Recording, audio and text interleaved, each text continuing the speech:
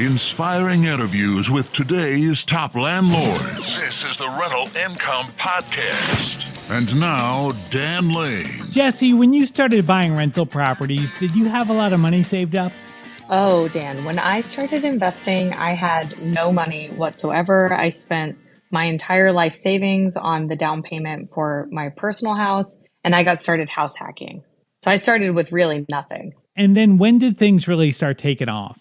It was about January 2021 when I got really serious about the BRRRR method, laser focused on one exit strategy.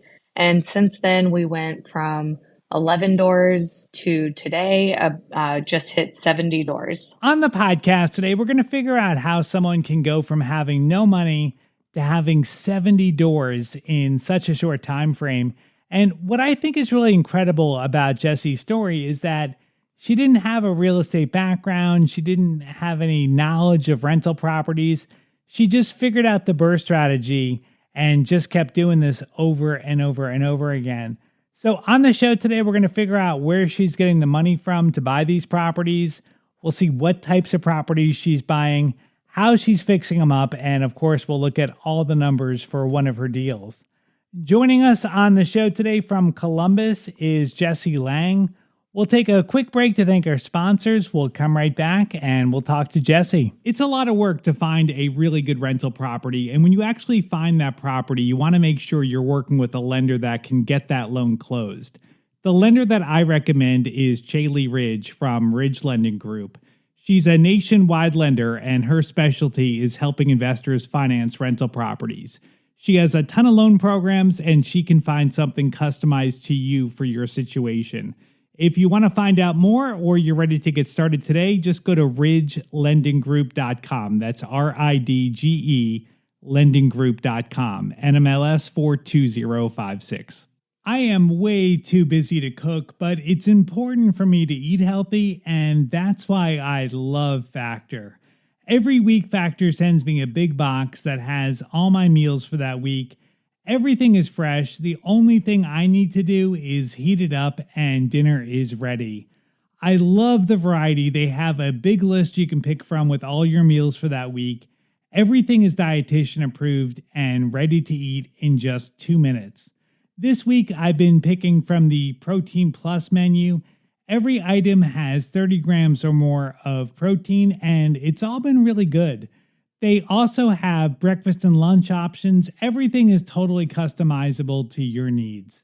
Head to factormeals.com/RIP50 and use code RIP50 to get 50% off. That's code RIP50 at factormeals.com/RIP50 to get 50% off. Rental Income Podcast. Jessie, 70 rentals is a really solid rental portfolio. What does your portfolio look like? So we are majority single family, about 75%, and the remainder is small apartment. So that would be 4 or 6 units. Majority in Columbus, Ohio, and some surrounding, outside of our outer belt, just a few cities away. But for the most part, we are Central Ohio across about 15 zip codes. Are there certain types of neighborhoods that you like buying in? There are, yes. So I am in the affordable housing space. So a lot of the properties that we buy are in developing neighborhoods. The city's coming in, spending a lot of money to turn things around. So our goal is to kind of get in early on those neighborhoods who are, positioned to transition. Okay. So would you say like a C-class property is kind of your target? I would say it's C-class. C-class. Yeah, C.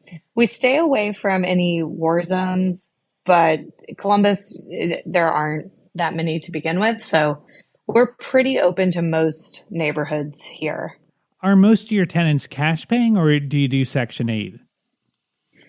So we have a few Section 8, majority pay cash, and then we have a few in other programs that are kind of similar to Section 8, but maybe through a different agency or through a church, and they're receiving some sort of assistance. So we're happy to work with any sort of program that a resident may need. Okay. And is there a certain price point that you like buying, like a sweet spot for a property? Yes. So that our buy box is very tight. I buy the same deal over and over and over. We like to be all in for under 150 and no more than, 45,000 renovation. So that would really give us a full cosmetic and mechanical update. I don't like to get into structural or anything like that. So as long as it's not more than 45K rehab and not more than 150 all in purchasing rehab. And in general, what would that rent for? In general, so if it was like at the top of that 150 all in range, we're seeing 1700. Okay. Okay. Awesome. Yeah. Now, you mentioned that when you started buying rentals, you were house hacking and then you transitioned into the BRRRR method. So was the house hacking, was that just a way to get started investing, or was it kind of an accidental thing? That's a good question. It was completely accidental and I was making it up as I went. The key to catalyst to kind of get started is I really couldn't afford my mortgage.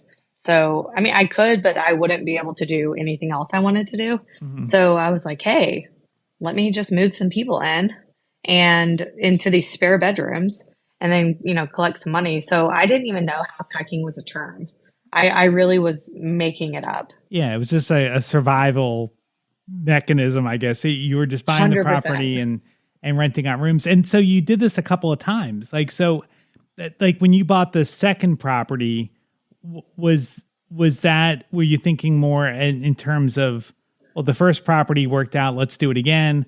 Or was that a way to get into buying rentals? It was intentional, but I never thought it would be a career. Mm-hmm. I just thought it was a lifestyle. Like, okay, hey, I have some rental properties and they pay for my lifestyle. But I never thought of it as a career necessarily, or I just knew that people paid me money and it was like a pretty sweet setup. Yeah. And so when you after that first house hack, when you bought the second property, did you keep the first property as renting out by room? I did not. No, I went to long-term rental. Single lease across the whole house. Yes. And then you did the same thing with the next property when you bought your third house hack. Awesome. Yeah. So, and I guess the advantage to house hacking is you get that really good owner financing. So your interest rates are low and a bit better terms. Like, did you have a small down payment then for each property? I did, because I was moving into it. So I was qualifying for, the first FHA and then conventional after that, 5% down. And these were not expensive properties. So I was able, as soon as I was able to save $7,000 to $10,000, I was able to buy the next one. Okay. And then how did the transition happen when you moved into doing BRRRRs? There was a period of time between house hacking and taking real estate seriously as a career. So I went away to travel for a year, travel around the world. It was incredible. And then when I came back stateside, I moved to a different city. So I was in Austin, Texas. I'm now in Columbus, Ohio. And during that transition, I was learning everything I could about real estate, especially my time here in Columbus. I moved here for a job that was outside of real estate, but I was learning everything I could at my RIAs, Facebook groups. I was talking to everyone. And I knew at this point, we're at 2018 now, at this point. So I knew that real estate would be an amazing career. And I started buying 2018, but I was doing it all wrong. I was putting 20% down. I was not doing the renovations I was supposed to. So I had these assets and I'd move someone in and just be like burdened with all these like little maintenance requests and everything. It was just a lot to manage. And I was having to save $50,000 down and, that whole thing. So it was slow and I was doing it wrong. And then January 2021 is when I was introduced to BRRRR, and I knew enough at this point to be dangerous. And as soon as I saw the power of doing one deal, I was absolutely hooked Yeah. because you get a brand new asset, so these little maintenance requests, of course you're going to have little things, but they don't just trickle in, right? Mm-hmm. And then you also have a market rate tenant, which is not something I had before. And you don't need to save 20% down. So it like all the stars aligned. And I just went so deep into the BRRRR method. Yeah, I mean that makes so much sense, and I think it's the little repairs and the constant calls that can really Yes. burn people out from buying more properties. And with the BRRRR strategy, if you do it right and everything's rehabbed, it really should be pretty simple. So like I know little stuff is going to come up, but do you not really get many service calls for your properties? Far, far fewer. So we call it whack-a-mole. Like as soon as you fix one thing, then another issue comes up. Yeah. So, to avoid playing whack-a-mole, we do all the renovations up front. And we expect when someone moves in, I could test every single system before I move in. But once someone's living there after the renovation, there's always going to be like a small list of stuff. So once we get through that list in the first week or two, it really is very smooth sailing, really until move out. And we use the same paint color, the same flooring, the same fixtures. So they're easy to turn. All right. Well, I want to look at one of the deals and kind of go into the numbers and figure out how everything worked. But before we get into that, can you give us just a real high overview of how the BRRRR strategy works? Yes, absolutely. So BRRRR, there's 4 R's, and the whole thing stands for buy, renovate, rent, refinance, repeat.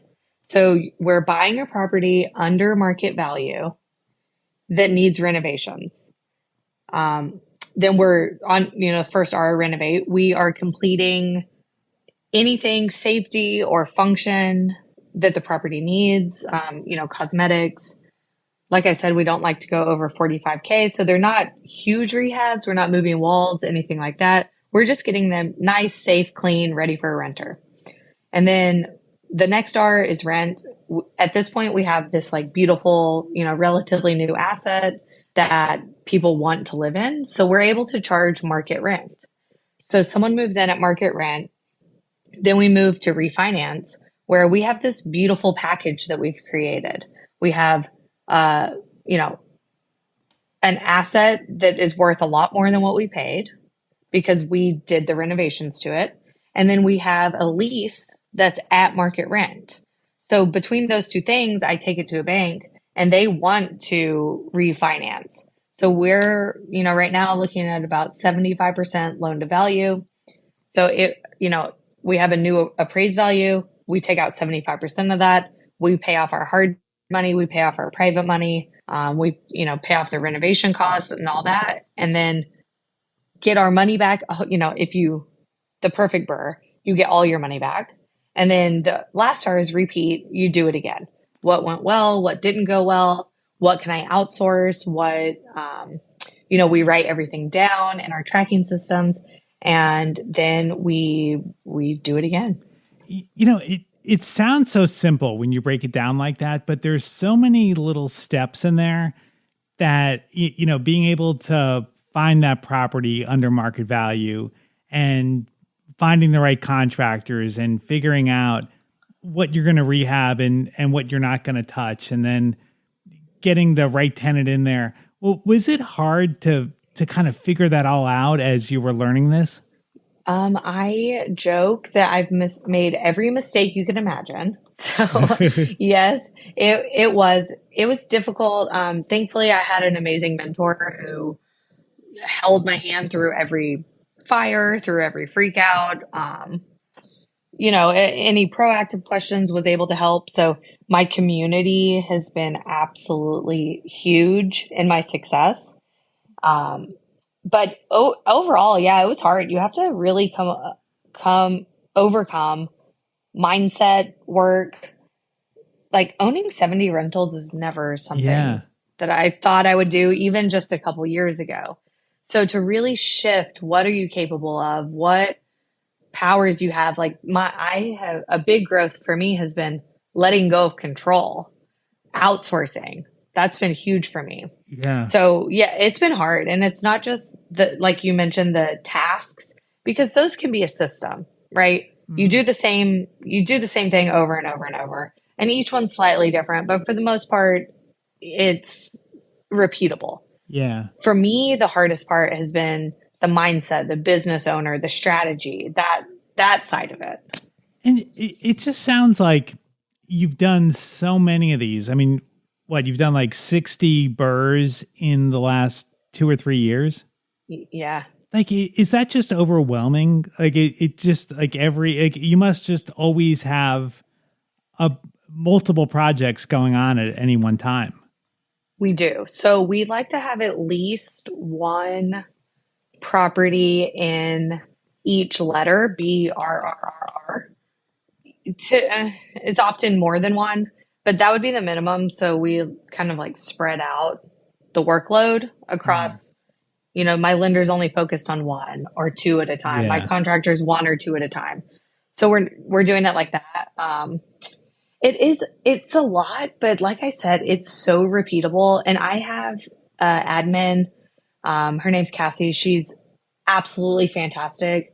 I always joke that everyone needs a Cassie because I've trained her a lot, and we're growing together in a lot of ways, but she just gets it done. Yeah. So I teach her a process, and she just runs it, and she's so good.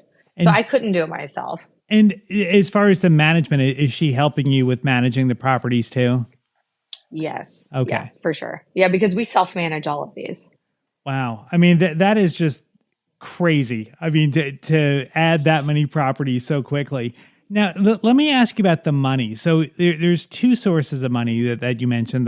The short-term money when you're going to buy the property, like to fund the actual purchase and then to fix it up, and then your long-term money once you've rehabbed the property, going to a traditional lender. How are you funding the first source of money, the money to buy the property and fix it up?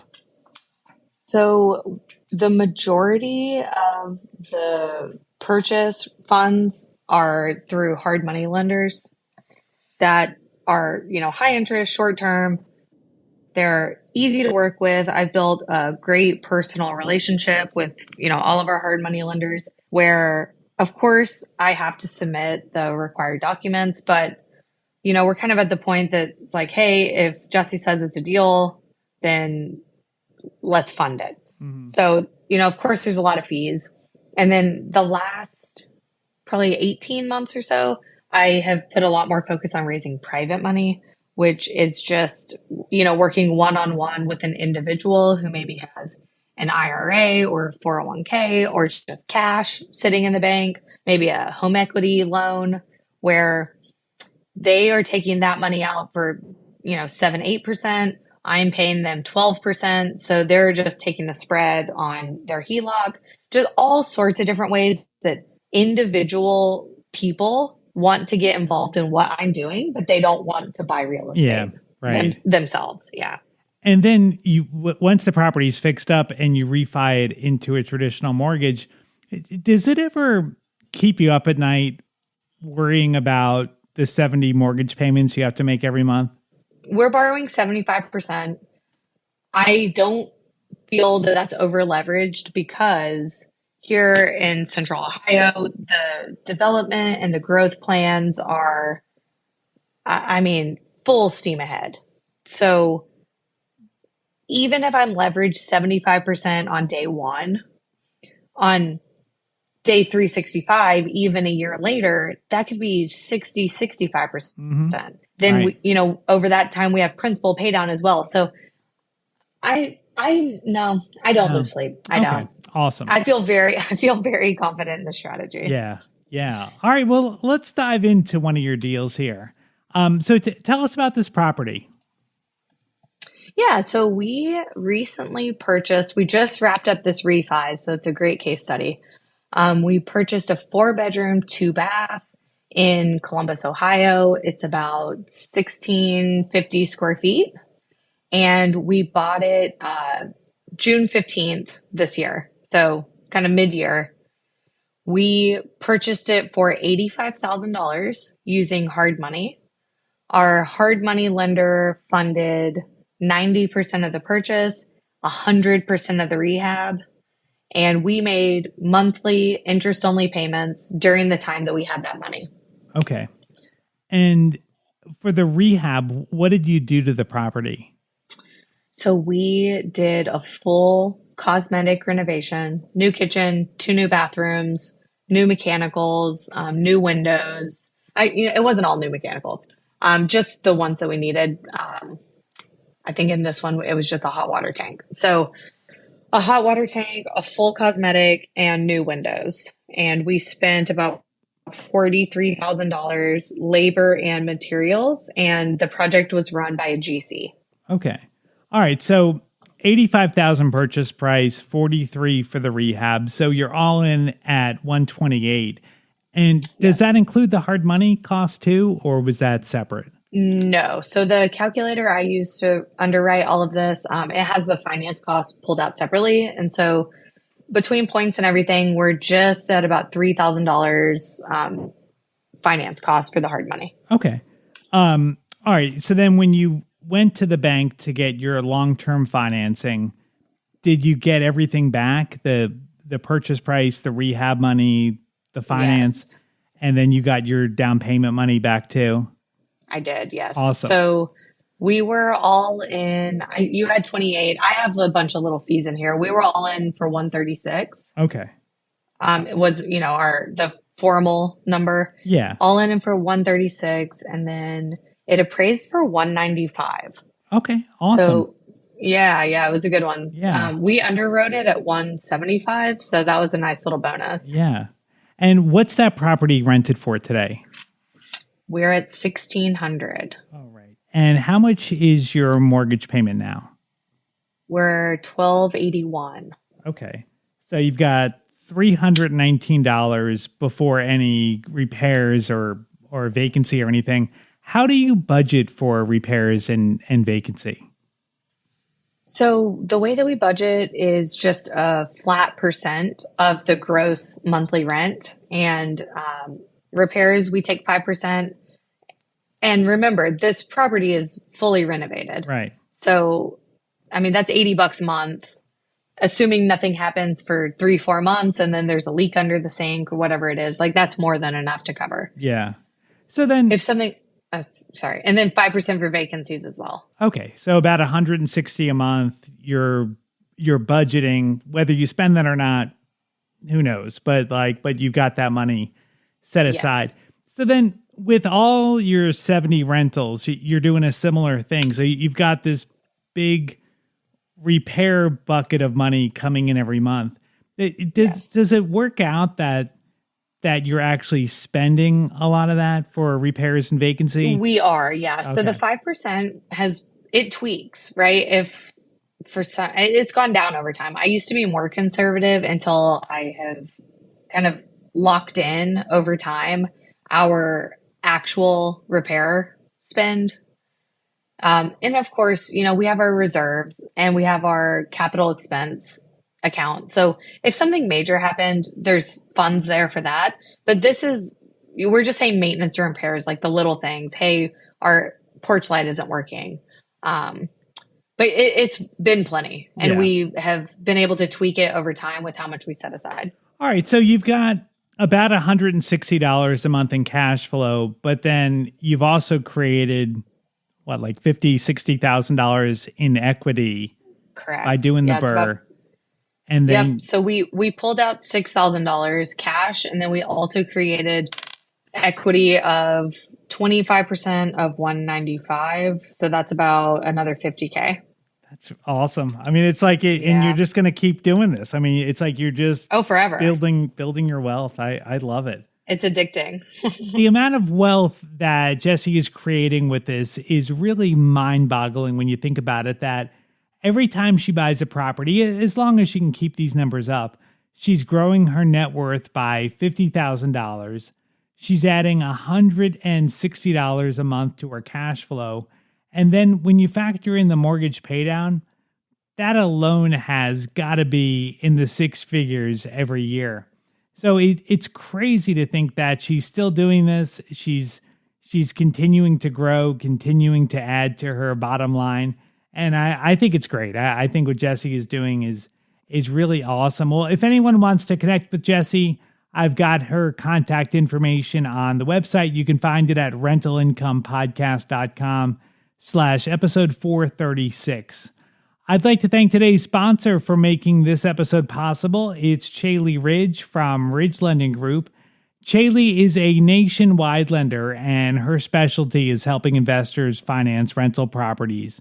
She has a ton of different loan programs, and she can find something customized to you for your situation. If you want to find out more or you want to set up a time to talk to Chaley personally, you can reach her at ridgelendinggroup.com. That's RIDGE, lendinggroup.com, NMLS 42056. Thank you so much for checking out the podcast today. Make sure you hit that follow button. I put out a new episode every single Tuesday, and if you're following the show, you'll get notified as soon as every episode comes out. My name is Dan Lane, and this has been the Rental Income Podcast.